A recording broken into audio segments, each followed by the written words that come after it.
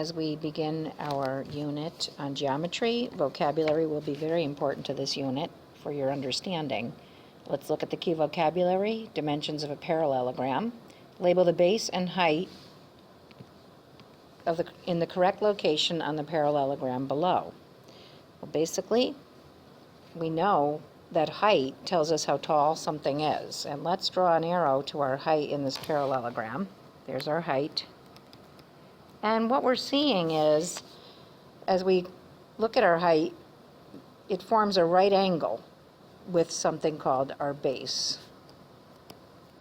And so in our parallelogram, our height and our base are formed by a right angle.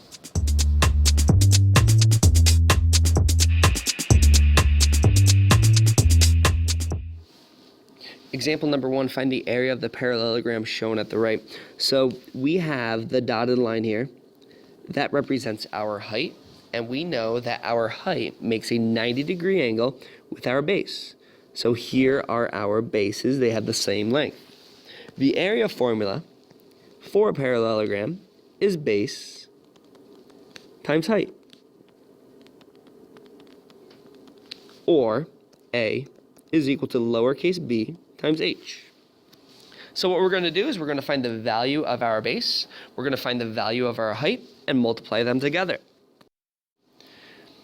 If you were to count the length of the base from end to end, you'll find out that the area equals base, which is 7, times the height from top to bottom, 7 times 9 units. Multiply those two together. Area is equal to 63 units squared. So when we were to fill that in, it would equal 63 square units. The question says, how did you find the area of the parallelogram? Well, we substituted the values of the base and the height into the area formula and multiplied.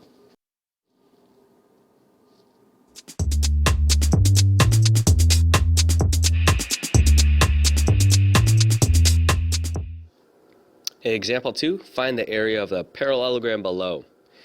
So as you recall, we can find the area of a parallelogram by multiplying the base times the height.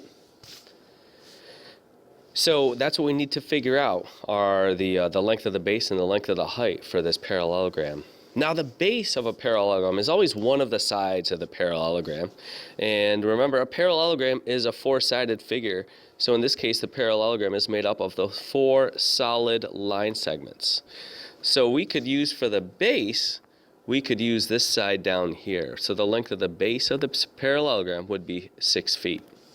So I am going to substitute the 6 feet in